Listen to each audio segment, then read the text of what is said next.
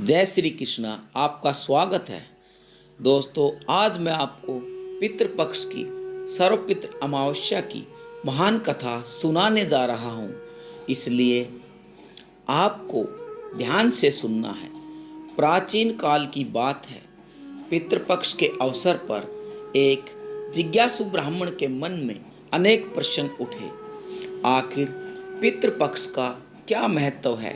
श्राद्ध और तर्पण क्यों किया जाता है? पूर्वजों की आत्माओं को शांति देने के यह कर्मकांड क्यों जरूरी है? इन्हीं प्रश्नों के उत्तर पाने के लिए उस ब्राह्मण ने ध्यानस्थ होकर धर्मराज यम का आह्वान किया। उसकी सच्ची श्रद्धा और जिज्ञासा देखकर यमराज प्रकट हुए। ब्राह्मण ने आदर पूर्वक यमराज को प्रणाम किया और विनम्र स्वर में पूछा, हे धर्मराज, कृपया बताइए कि पितृपक्ष का इतना अधिक महत्व क्यों है? हम पितरों का श्राद्ध और तर्पण क्यों करते हैं? क्या वास्तव में इन क्रियाओं से हमारे पूर्वजों को शांति मिलती है? यमराज ने गंभीर किंतु करुणामय स्वर में उत्तर दिया, हे ब्राह्मण, तुमने अत्यंत महत्वपूर्ण प्रश्न किया है। पितृपक्ष पूर्वजों को समर्पित वह पावन काल है जब संतान अपने पितरों के प्रति कृतज्ञता व्यक्त करती है। श्राद्ध और तर्पण के द्वारा उन्हें तृप्ति और मुक्ति प्रदान की जाती है। इसके महत्व को भली भांति समझाने के लिए मैं तुम्हें एक प्राचीन कथा सुनाता हूँ। ध्यान पूर्वक सुनो। यह कथा गरुड़ पुराण में वर्णित है और पितृपक्ष के महात्म्य को उजागर करती है। जो भी मनुष्य इस कथा को ध्यान पूर्वक सुनता है, उसके मन में 32 अपराध माफ हो जाते हैं। ऐसे मनुष्य की कभी दुर्गति नहीं होती। उसके पितृ उससे संतुष्ट होते हैं और लंबी आयु तथा धन धान्य प्रदान करते हैं। इसलिए हे ब्राह्मण, तुम इस कथा को ध्यान से सुनो। यमराज इतना कहकर उस ब्राह्मण को एक प्राचीन घटना सुनाने लगे। प्राचीन काल में मध्य देश में धनशर्मा नाम के एक पुण्यात्मा ब्राह्मण रहते थे। वे सत्यनिष्ठ, सदाचारी और वेद शास्त्रों के गहन ज्ञाता थे। उनके स्वभाव में पाप का लेश मात्र भी नहीं था। भगवान विष्णु में उनकी गहरी आस्था थी और वे हर रोज नियम पूर्वक पूजा पाठ करते थे। एक दिन की बात है, श्रावण की वर्षा ऋतु बीत चुकी थी और भाद्रपद मास चल रहा था। धनशर्मा श्राद्ध के लिए आवश्यक कुशा, पवित्र घास और अन्य सामग्री लेने पास के एक घने जंगल में गए। दोपहर का समय था और वन में दूर दूर तक सन्नाटा पसरा था। केवल पत्तों की सरसराहट और कुछ पक्षियों की आवाज़ें सुनाई पड़ रही थी। धनशर्मा मन ही मन मंत्रों का जाप करते हुए निर्भय भाव से जंगल में आगे बढ़ रहे थे। धनशर्मा वन में कुछ एकत्रित कर ही रहे थे कि अचानक उनकी दृष्टि एक अद्भुत किंतु भयावह दृश्य पर पड़ी। सामने कुछ ही दूरी पर विशाल वृक्ष के नीचे 3 आकृतियां खड़ी थी। पहले तो धनशर्मा को विश्वास नहीं हुआ। वे 3 मानव आकृति जैसे प्राणी थे, परंतु उनके स्वरूप बड़े भयंकर थे। वे वास्तव में 3 महारेत थे, जिनका रूप देखकर सामान्य मनुष्य भय से मूर्छित हो जाता है। धनशर्मा ने उन प्रेतों को ध्यान से देखा। उनके केस और बिखरे और सीधे ऊपर खड़े थे, मानो वर्षों से सवारे न गए हो। उनकी आंखें अंगारों जैसी लाल थी, दांत काले और लंबे दिखाई दे रहे थे, नुकीले जैसे किसी जंगली पशु के हो। तीनों के शरीर अत्यंत कृश और मरियल थे। पेट पीठ से लगा, सिर्फ हड्डियों का ढांचा जैसे बचा हो। उनकी नसें उभरी हुई थी और वे पीड़ा से जान पड़ते थे। धनशर्मा ने इतने भयानक प्राणियों को एक साथ पहले कभी नहीं देखा, परंतु आश्चर्य की बात थी, इतने भयंकर दृश्य के बावजूद धनशर्मा तनिक भी भयभीत नहीं हुआ। उनके मन में ईश्वर का दृढ़ आश्रय था और सत्य पर दृढ़ता से अडिग विश्वास। उन्होंने अपने अंदर साहस संजोया और आगे बढ़कर उन प्रेतों से बात करने का निश्चय किया। धनशर्मा धीमे कदमों से उनके पास गए। तीनों प्रेतों ने भी उसे देखा और एक क्षण को मानो अचरज से स्थिर हो गए कि एक साधारण मानव उनकी ओर निर्भय होकर आ रहा है। धनशर्मा ने पूछा, तुम लोग कौन हो? तुम्हारी यह नारकीय अवस्था कैसे हुई? तुम्हें इस भयंकर योनि में कौन सा कर्म ले आया? एक पल को तीनों प्रेत चुप रहे। उनके गले से मानो घूटी घूटी सी आवाज़ निकल रही थी। धनशर्मा ने अपना परिचय देते हुए कहा, मैं एक ब्राह्मण हूँ और भगवान विष्णु का दास हूँ। मैं तुम लोगों को देखकर चिंतित हूँ। मैं भय से व्याकुल और दुखी हूँ, किंतु साथ ही मैं दया का पात्र भी हूँ। मेरी रक्षा करो। अगर तुम लोग मुझ पर कृपा करोगे और मेरी रक्षा करोगे तो भगवान विष्णु तुमसे प्रसन्न होंगे और तुम सबका कल्याण करेंगे। धनशर्मा पूरी श्रद्धा से बोल रहे थे। भगवान विष्णु बड़े दयालु हैं। वे ब्राह्मणों के हितैषी हैं। जो भी भक्तों पर दया करता है विष्णु उस पर अनुग्रह करते हैं। श्री हरि की महिमा अपरंपार है। उनका श्याम वर्ण अलसी के फूल के समान नीला है। वे पीतांबर धारण करते हैं। उनके नाम के श्रवण मात्र से सारे पाप नष्ट हो जाते हैं। वे अनादि और अनंत हैं। शंख चक्र और गदा धारण करने वाले अविनाशी भगवान हैं। उनके नेत्र कमल के समान सुंदर हैं और वे प्रेत आत्माओं तक को मोक्ष प्रदान करने की शक्ति रखते हैं। यमराज ने ब्राह्मण को कथा सुनाते हुए कहा, हे ब्राह्मण, जैसे ही धनशर्मा के मुख से भगवान विष्णु का पवित्र नाम निकला, वैसे ही उन पिशाच रूपी प्रेतों के हृदय में आश्चर्यजनक परिवर्तन होने लगा। अब तक क्रोध और पीड़ा से भरे जो प्रेत धनशर्मा के सामने खड़े थे, वे विष्णु नाम के प्रभाव से संतुष्ट और शांत होने लगे। उनके विकराल चेहरे के भाव बदल गए। जो आंखें क्रोध से लाल थी, उनमें अब कोमलता झलकने लगी। जो रूखे शरीर दया भाव से विहीन थे, उनमें अब करुणा और उदारता का संचार होने लगा। वासुदेव श्री हरि के नाम मात्र से उनके हृदय पवित्र हो गए। धनशर्मा के भक्ति भरे वचनों ने उन प्रेतों को अभिभूत कर दिया। धीरे धीरे तीनों प्रेतों के चेहरे पर प्रसन्नता की छाया दिखाई देने लगी। ऐसा प्रतीत हुआ मानो एक ठंडी शांत लहर उन तृप्त आत्माओं पर बह चली हो। फिर वे प्रेत मानवीय वाणी में बातें करने को उद्यत हुए। उनमें से एक प्रेत ने कहा, हे विप्र, केवल तुम्हारे दर्शन मात्र से और भगवान श्री हरि का नाम सुनने से हमारे हृदय का भाव क्षण भर में बदल गया है। अभी कुछ पल पहले तक हम क्रोध, दुख और व्यथा की अग्नि में जल रहे थे, किंतु तुम्हारे आते ही हमारी अवस्था दूसरी हो गई। अब हमारी वृत्ति में दया जाग उठी है। मन में शांति का अनुभव हो रहा है। निसंदेह एक सच्चे वैष्णव पुरुष का समागम सारे पापों को दूर कर देता है।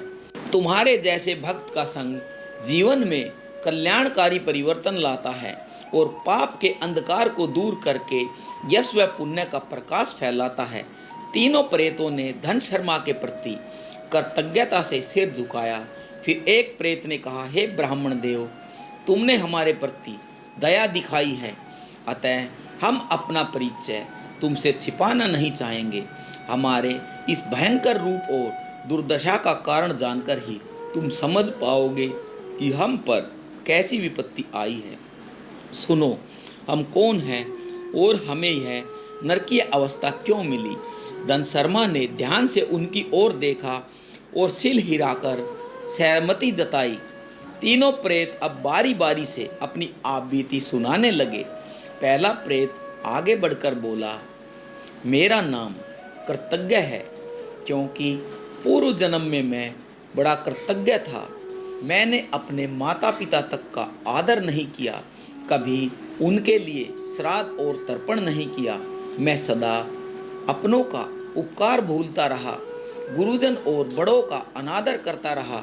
मेरी कृतज्ञता से मेरे पितृगण भी मुझसे असंतुष्ट और क्रुद्ध रहे। इन्हीं पापों के फलस्वरूप मृत्यु के बाद मुझे कठोर दंड मिला और अंततः इस प्रेत योनि में मुझे भटकना पड़ा। दूसरे प्रेत ने अपनी व्यथा सुनाई।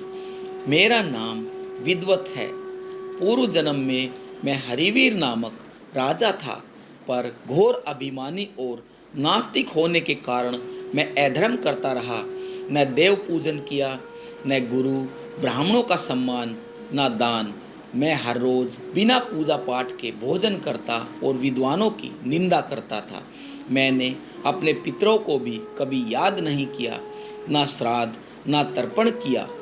इन पापों के कारण मौत के बाद नरक की यातनाएं मुझे भोगनी पड़ी और अंततः प्रेत योनि में आ गिरा। दूसरे प्रेत की कथा सुनकर धन शर्मा का हृदय द्रवित हो उठा। उन्होंने देखा कि विद्वत की आंखों में पश्चाताप के आंसू भर आए और उसका क्रश शरीर थर्रा रहा था। अपने पिछले जन्म की गलतियों का एहसास उसे तड़पा रहा था। तीसरा प्रेत आगे आया और बोला, मैं वैष्णव नामक प्रेत हूँ। मेरे पूर्व जन्म का नाम गौतम था और मैं मध्य देश का एक ब्राह्मण था। दुर्भाग्य से मैंने पितृपक्ष में कभी कोई धर्म कर्म ही नहीं किया। भाद्रपद मास के श्राद्ध पक्ष में ना स्नान किया, ना दान, ना हवन या पूजा पाठ। मैंने अपने पूर्वजों का तर्पण तक नहीं किया। इस तरह पितरों की अवज्ञा करके मैंने अपने सारे पुण्य नष्ट कर डाले। फलस्वरूप मरने के बाद मेरी आत्मा इस प्रेत योनि में भटक रही है। तीनों प्रेतों की करुण कथा सुनकर धन शर्मा की आंखें भर गई। एक और भयंकर रूप वाले यह प्रेत सामने खड़े थे, जिनसे कोई भी अनजान व्यक्ति डर जाता। परंतु धन शर्मा के मन में अब उनके प्रति भय के स्थान पर अपार दया उपजी। उन्होंने जाना कि इन सभी को अपने पापों और विशेषकर पूर्वजों की अवहेलना के कारण ऐसी यातनाएं पूर्ण गति मिली है। तीनों ने अपने अपने पितरों का निरादर किया था, श्राद्ध तर्पण जैसे पवित्र कार्यों से मुख मोड़ा था। उनके पूर्वजों की आत्माएं असंतुष्ट और दुखी रही, इसलिए मृत्यु के बाद इन्हें प्रेत योनि में भटकना पड़ा। कुछ देर सभी चुप रहे। वन की निस्तब्धता में केवल पत्तों की सरसराहट और दूर किसी पक्षी का स्वर सुनाई दे रहा था। अतः धन शर्मा ने अपने आंसू पोंछे और बोले, आप लोगों की दारुण कथा सुनकर मेरे हृदय में गहरी वेदना हो रही है। यह जानकर बड़ा दुख होता है कि धर्म से विमुख होने पर आत्मा को कितनी कष्टप्रद दशा से गुजरना पड़ता है। आपने अपना परिचय और अपने कष्ट मुझे बताए, इसके लिए मैं कृतज्ञ हूँ।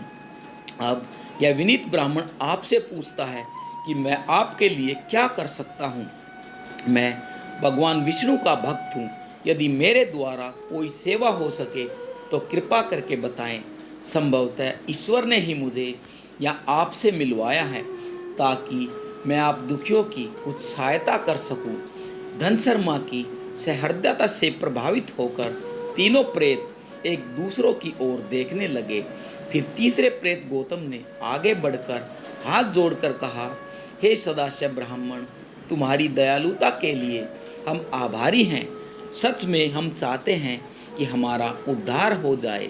इस यातना भरे प्रेत जीवन से हमें मुक्ति मिले, परंतु हमारा पाप इतना भारी है कि अपने बल पर हमें इससे छुटकारा नहीं मिल सकता। कुछ क्षण रुककर प्रेत गौतम ने कहा, मेरे पास एक उपाय है, किंतु उसमें तुम्हारी मदद चाहिए। सुनो, मेरा एक पुत्र है जो पृथ्वीलोक पर अभी जीवित है। वह धर्मशील है और श्रद्धा आदि विधान को जानता है। यदि उसे हमारी इस दुर्दशा का पता चले तो वह अवश्य ही हमारा उद्धार करने का प्रयास करेगा। मेरे उस पुत्र का नाम धन शर्मा है। हे स्वामिन, तुम कृपा करके उसके पास जाकर हमारी यह दशा उसे बताना और समझाना कि हमारे लिए क्या करना जरूरी है। हमारे लिए इतना परिश्रम कर दो। परोपकार का फल यज्ञदान और तप से बढ़कर होता है। मुझे विश्वास है मेरा पुत्र मेरा तारणहार बनेगा, किंतु किसी को तो उसे बताना होगा कि उसके पितरों की क्या अवस्था है। तुम विद्वान हो, कृपालु हो, मेरी बात अवश्य मानोगे। हमारा कार्य पूरा कर दो। धन शर्मा यह सब चुपचाप सुन रहे थे। जैसे ही प्रेत गौतम के मुख से उसके पुत्र का नाम निकला, धन शर्मा का हृदय जोर से धड़क उठा। उन्होंने पूछा, स्वामिन, क्या आपका पुत्र धन शर्मा ही है? प्रेत अवैष्णव बोला, हाँ, मेरे पुत्र का यही नाम है। वह मेरा एकलौता पुत्र है। शायद अब तक मुझे भूल चुका होगा या उसे पता भी न हो कि उसके पिता की आत्मा किस गति में भटकती है। धन शर्मा से अब रहा न गया। वो भाव विवल होकर प्रेत के चरणों में गिर पड़ा और रोते हुए बोला, पिताजी, मैं ही आपका पुत्र धन शर्मा हूँ। मैं इतना अभागा हूँ कि आपको पहचाना तक नहीं और आपके कष्ट दूर न कर पाया। पुत्र होकर भी आपके काम न आ सका। इससे बड़ा पाप कुछ भी नहीं। कृपा करके मुझे क्षमा करे। यह सुनकर प्रेत गौतम की आंखों में आंसू आ गए। वो विस्मित और आनंदित होकर बोला, वत्स, तुम सचमुच मेरे पुत्र हो। निश्चय ही भगवान ने तुम्हें हमारी मुक्ति का साधन बनाकर हमारे पास भेजा है। फिर गौतम ने गहरी सांस लेकर कहा, बेटा, अब विलाप छोड़ो। ईश्वर की कृपा से तुम्हें हमारा उद्धार करना है। मैं तुम्हें बताता हूँ कि तुम्हें क्या करना चाहिए। प्रेत गौतम ने कहा, वत्स, पितृपक्ष की अमावस्या के दिन विधि पूर्वक श्राद्ध कर्म करना। पवित्र नदी में स्नान करके संकल्प लो। फिर हमारे नाम से पिंडदान और तिलांजलि अर्पित करना। आदर पूर्वक 10 ब्राह्मणों को स्वादिष्ट भोजन करवाना। विशेषतः मीठी खीर का प्रसाद देकर उन्हें तृप्त करना। अंत में श्रद्धापूर्वक दान और दक्षिणा देना। 7 मिट्टी के घड़ों को स्वच्छ जल से भरकर पितरों के नाम पर दान करना। ऐसा करने से हमारी 7 पीढ़ियों तक के पितृगण तृप्त होकर मुक्त होंगे। अपने सामर्थ्य के अनुसार गौदान, अन्नदान तथा वस्त्र आदि दान करना, जिससे तुम्हारा पुण्य बढ़ेगा और हमारी मुक्ति का मार्ग प्रशस्त भी होगा। धन शर्मा ने सिर झुकाकर कहा, पिताजी, आपकी आज्ञा अनुसार मैं पूरा प्रयास करूंगा। आपकी कृपा से अवश्य मुझे सफलता मिलेगी। धन शर्मा ने तीनों प्रेतों की ओर कर्तव्य भाव से देखा। उन्होंने हाथ जोड़कर अपने पिता तथा दोनों अन्य प्रेतों को प्रणाम किया और दृढ़ स्वर में कहा, मैं अभी जाता हूँ और पूरी तैयारी करता हूँ। अगली अमावस्या आने वाली है। मैं श्राद्ध कर्म में कोई कसर नहीं छोड़ूंगा। आप सब अपनी कृपा बनाए रखें और मुझे आशीर्वाद दे कि मैं सफल हो सकूं। धन शर्मा ने तुरंत अपने घर लौटकर श्राद्ध की तैयारियां शुरू कर दी। नियत तिथि आने पर पितृपक्ष की अमावस्या की सुबह वे पवित्र नदी में स्नान करके सूर्य को अर्घ्य देकर तथा पितरों के लिए तिलांजलि अर्पित कराए। फिर घर पर विधि विधान से श्राद्ध कर्म किया। उन्होंने अपने पिता पितामह आदि पितरों के नियमित श्राद्ध पूर्वक पिंडदान किया और जल तर्पण दिया। इसके बाद आदर पूर्वक 10 ब्राह्मणों को खीर समेत पौष्टिक भोजन कराया तथा दक्षिणा प्रदान की। अंत में 7 मिट्टी के घड़े पानी से भरकर पितरों के नाम पर दान किए। साथ ही आवश्यक वस्तुओं का दान दक्षिणा भी किया। धन शर्मा ने पूरे मनोयोग से प्रार्थना की कि उनके पितृगण तृप्त हो और उन्हें मुक्ति प्राप्त हो। श्राद्ध कर्म संपन्न होने के बाद धन शर्मा के मन में आशा की एक किरण जागी कि अब उन प्रेत आत्माओं को शांति मिल जाएगी। उसी संध्याकाल वह पुनः उस घने वन की ओर चल पड़े जहाँ उसकी भेंट उन तीनों प्रेतों से हुई थी। उस संध्या धन शर्मा फिर उसी स्थान पर पहुँचे उन्होंने देखा जिस पुराने वृक्ष के नीचे कल तक 3 भयानक प्रेत खड़े थे, वहां अब दिव्य प्रकाश फैला हुआ है। उन प्रेतों के स्थान पर 3 दिव्य पुरुष खड़े हुए हैं। उनके चेहरे तेजस्वी और प्रसन्न थे। शरीर पर उजले रेशमी वस्त्र थे और गले में फूलों की मालाएं झूल रही थी। धन शर्मा तुरंत समझ गए कि यह वही 3 आत्माएं हैं, लेकिन अब प्रेत योनि के बंधन से मुक्त होकर दिव्य रूप में प्रकट हुई हैं। धन शर्मा भाव विभोर होकर उनके निकट आए और हाथ जोड़ दिए। सबसे आगे स्वयं उनके पिता गौतम खड़े थे, जिनका रूप अब अत्यंत शांत और सौम्य था। गौतम ने प्रेम पूर्वक हाथ बढ़ाकर पुत्र के सिर पर आशीष रखा। धन शर्मा आनंद तरीके से उनके चरणों में झुक गए। गौतम ने स्नेह पूर्वक अपने पुत्र को उठाया और गले से लगाया। दोनों की आंखों से कृतज्ञता और हर्ष के आंसू बह गए।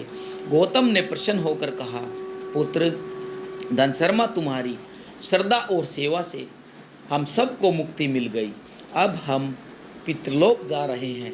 हमारे आशीर्वाद से तुम सदैव सुखी रहो, दीर्घायु और यशस्वी बनो। दूसरी ओर तीसरे दिव्य पुरुष हरिवीर और सुदास ने भी कृतज्ञता पूर्वक धन शर्मा को आशीर्वाद दिया। उन्होंने स्वीकार किया कि धन शर्मा के पुण्य से उन्हें प्रेत योनि से छुटकारा मिला है। दोनों ने उसे सुख समृद्धि और यश प्राप्ति का आशीष दिया। इतने में आकाश से एक अलौकिक रथ अवतरित हुआ, जो प्रकाश से दमक रहा था। यमदूतों और विष्णुदूतों जैसे दिव्य सहायकों ने प्रकट होकर उन मुक्त आत्माओं का स्वागत किया। तीनों दिव्य पुरखे उस रथ पर सवार हुए। विदा लेते समय गौतम ने प्रेम भरी दृष्टि से पुत्र की ओर देखा और हाथ हिलाकर आशीर्वाद दिया।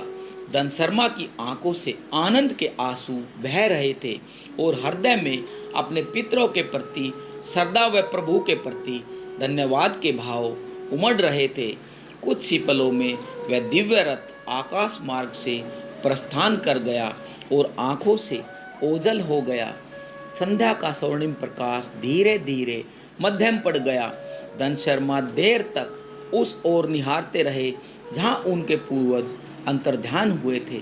उनके मन में अपार शांति थी। उन्होंने ईश्वर को प्रणाम किया और घर को लौट आए। तभी यमराज की आवाज़ फिर सुनाई दी, इस प्रकार हे ब्राह्मण, धन शर्मा ने अपने पिता सहित 3 पितृशापित आत्माओं का उद्धार किया। श्राद्ध, तर्पण और दान की महिमा से उन्हें प्रेत योनि से मुक्ति मिली। और ब्राह्मण ने हाथ जोड़कर कृतज्ञतापूर्वक कहा, हे धर्मराज, इस अद्भुत कथा ने मेरी आंखें खोल दी। अब मैं भली भांति जान चुका हूँ कि पितृपक्ष में श्राद्ध तर्पण करना कितना आवश्यक है। मैं वचन देता हूँ कि अपने पितरों के प्रति कभी उदासीन नहीं रहूँगा और सदैव श्रद्धा से उनका श्राद्ध करूँगा। यमराज ने प्रसन्न होकर आशीर्वाद दिया। तथास्तु, जो भी इस कथा को सुनकर पितृकर्म में प्रवृत्त होगा, उनके पितृ अवश्य प्रसन्न होंगे और उसे सुख समृद्धि का आशीर्वाद देंगे। इसके साथ ही धर्मराज अंतर्ध्यान हो गए। इस प्रकार पितृपक्ष की यह पावन कथा समाप्त होती है। इससे हमें यह शिक्षा मिलती है कि अपने पितरों के प्रति श्रद्धा और कृतज्ञता व्यक्त करना अत्यंत आवश्यक है। पूर्वजों का सम्मान करके विधि पूर्वक श्राद्ध, तर्पण व दान करके न केवल उनकी आत्माओं को शांति मिलती है, बल्कि उनकी प्रसन्नता से हमारे जीवन की बाधाएं भी दूर होती हैं और कुल का कल्याण होता है। हर वर्ष आने वाला पितृपक्ष हमें याद दिलाता है कि हमारे अस्तित्व की जड़ें हमारे पूर्वजों में हैं। उनकी आत्मिक शांति के लिए किया गया छोटा सा प्रयास भी हमारे लिए अनंत पुण्य और आशीर्वाद लेकर आता है। अतः सच्चे हृदय से पितृ ऋण उतारने का प्रयत्न करना चाहिए।